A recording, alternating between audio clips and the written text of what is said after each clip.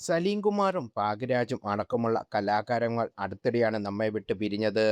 ആ സമയത്ത് സോഷ്യൽ മീഡിയയിൽ വൈറലായതും ചർച്ചയായതുമായ ചിലതുമുണ്ട്.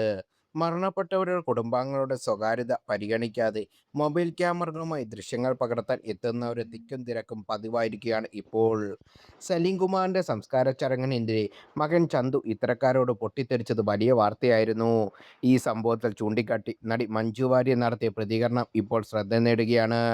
മഞ്ജു വാര്യരുടെ വാക്കുകൾ ഇങ്ങനെ: സിവിക് സെൻസ് എന്നുള്ള വാക്ക് പല അവസരത്തിലും കേട്ടിട്ടുള്ളതാണ്.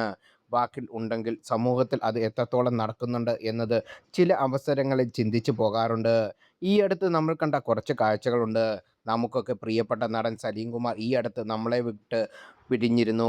മരണത്തിന് ശേഷം അദ്ദേഹത്തിൻ്റെ വീട്ടിൽ നടന്ന ചടങ്ങുകളിൽ ബഹുമാനപ്പെട്ട മുഖ്യമന്ത്രി അടക്കം സലീമേട്ടൻ്റെ മകൻ ചന്തു അടക്കം അവിടെ വന്ന് ഔചിത്യമില്ലാതെ പെരുമാറിയവരോട് കയർത്ത് സംസാരിക്കേണ്ടി വന്ന ഒരു സങ്കടകരമായ കാഴ്ച ഞാൻ സോഷ്യൽ മീഡിയയിൽ ഈയടുത്ത് കണ്ടു. അത് കഴിഞ്ഞ കുറച്ച് ദിവസങ്ങൾക്ക് ശേഷം തമിഴിലെ പ്രശസ്ത നടൻ ഭാഗ്യരാജ് അന്തരിച്ചു. അദ്ദേഹത്തിൻ്റെ വീട്ടിലേക്ക് മൊബൈൽ ക്യാമറകളുമായി കാര്യങ്ങളൊക്കെ പകർത്താൻ വന്നവരുടെ തിരക്ക് നിയന്ത്രിക്കാനുള്ള തിക്കിലും തിരക്കിലും പെട്ട് നമ്മളെല്ലാവരും വളരെ ബഹുമാനിക്കുന്ന നടി ശ്രീമതി രാധികയെ തട്ടി താഴെയിടുന്നതും അത് മൊബൈലിൽ പകർത്തുന്ന കാഴ്ചയും ഒരുപാട് സങ്കടത്തോടെ കണ്ടത്. ഞാൻ കണ്ടതും ആരോ മൊബൈൽ വഴി പകർത്തിയ കാഴ്ചയാണ് എന്ന സത്യം അവിടെ നിൽക്കെ ചില കാര്യങ്ങൾ ചിന്തിക്കേണ്ടതുണ്ടെന്ന് എനിക്ക് തോന്നി. നമ്മൾ എവിടെ നിൽക്കുന്നു, ഏത് അവസരത്തിൽ നിൽക്കുന്നു, നമ്മൾ സ്വയം ചോദിക്കേണ്ട ചില ചോദ്യങ്ങളുണ്ട്. നമ്മൾ സ്വയം പാലിക്കേണ്ട ചില നിയന്ത്രണങ്ങളുണ്ട്. ആ ഒരു ബോധം നമുക്ക് എല്ലാവർക്കും ഉണ്ടാവേണ്ടത് വളരെ അത്യാവശ്യമാണ്.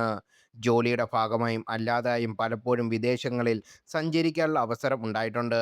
അവിടെയൊക്കെ ഞാൻ ശ്രദ്ധിച്ചിട്ടുള്ള ഒരു കാര്യം, നമ്മുടെ അനുവാദമില്ലാതെ പ്രത്യേകിച്ച് കുട്ടികളോ പെറ്റ്സിലോ പോലും ചിത്രങ്ങളെടുക്കാൻ ആളുകൾ മടിക്കും. അനുവാദം ചോദിച്ചിട്ടേ എടുക്കൂ. എല്ലാവരെയും സ്വകാര്യത മാനിക്കേണ്ടത് എന്നുള്ള ബോധം നമ്മുടെ സമൂഹത്തിൽ എത്രമാത്രം ഉണ്ടെന്ന് എന്നറിയില്ല.